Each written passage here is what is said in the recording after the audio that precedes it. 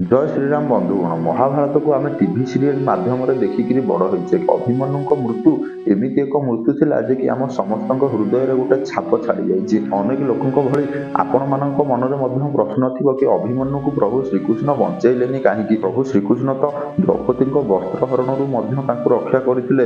ଅର୍ଜୁନଙ୍କ ସାରଥୀ ରହିକିରି ଏତେ ବଡ଼ ମହାବିନାଶକ ଯୁଦ୍ଧରେ ତାଙ୍କୁ ବିଜୟ ଦେଇଥିଲେ, କିନ୍ତୁ ତାଙ୍କ ନିଜ ଭଣଜା ଅଭିମନ୍ୟୁକୁ ସେ କାହିଁକି ବଞ୍ଚେଇ ପାରିଲେନି?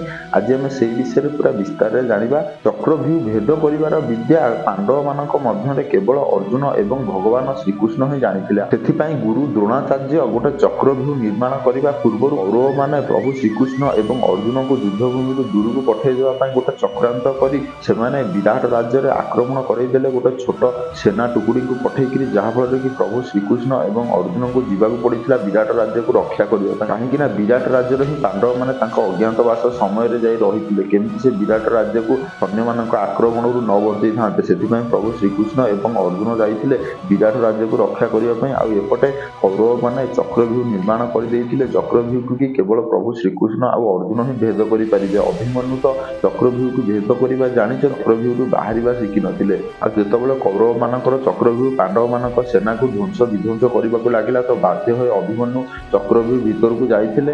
ଅଭିମନ୍ୟୁଙ୍କର ଚକ୍ରଭ୍ୟୁ ଭିତରେ ଛଳର ସହିତ ଅଭିମନ୍ୟୁଙ୍କୁ ବଧ କରିଦିଆଯାଇଥିଲା, ବା ଅନେକ ଯୋଦ୍ଧା ମିଶିକିରି ଅଭିମନ୍ୟୁଙ୍କୁ ବଧ କରିଥିଲେ। ଅଭିମନ୍ୟୁଙ୍କୁ ନିହତା କରିକିରି ଅନ୍ୟାୟର ସହିତ ଅଭିମନ୍ୟୁଙ୍କୁ ବଧ କରିଥିଲେ। କିନ୍ତୁ ପ୍ରଭୁ ଶ୍ରୀକୃଷ୍ଣ ଅଭିମନ୍ୟୁଙ୍କୁ ବଞ୍ଚେଇଲେନି କାହିଁକି? ସେ ତ ଭଗବାନ ଥିଲେ।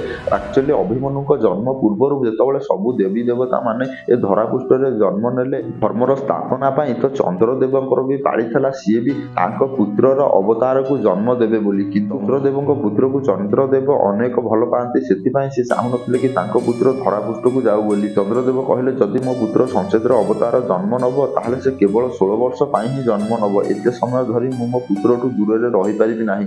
ଯାହାଫଳରେ କି ଦେବତାମାନେ ମଧ୍ୟ ରାଜି ହେଇଥିଲେ। ଆଉ ଅଭିମନ୍ୟୁ ଚନ୍ଦ୍ରଦେବଙ୍କର ପୁତ୍ର ସଂଚେତର ଅବତାର ଥିଲେ। ଆଉ ପ୍ରଭୁ ଶ୍ରୀକୃଷ୍ଣ ମଧ୍ୟ ଜାଣିଥିଲେ କି ଅଭିମନ୍ୟୁ ଚନ୍ଦ୍ରଦେବଙ୍କର ପୁତ୍ର, ଆଉ ତାଙ୍କୁ 16 ବର୍ଷରେ ହିଁ ଏ ଧରାପୃଷ୍ଠକୁ ଛାଡ଼ିକିରି ଯିବାକୁ ପଡ଼ିବ। ଆଉ ସେଥିପାଇଁ ପ୍ରଭୁ ଶ୍ରୀକୃଷ୍ଣ ନିୟତି ଆଗରେ ନ ଆସି ନିୟତିକୁ ସ୍ୱୀକାର କରିଥିଲେ। କାହିଁକି ନା ଅଭିମନ୍ୟୁ ଚନ୍ଦ୍ରଦେବଙ୍କର ପୁତ୍ର, ତାଙ୍କର କେବଳ 16 ବର୍ଷ ହିଁ ଆୟୁଷ ଥିଲା, ଯାହାଫଳରେ କି ତାଙ୍କୁ ସେ ସମୟରେ ଯିବାର ହିଁ ଥିଲା।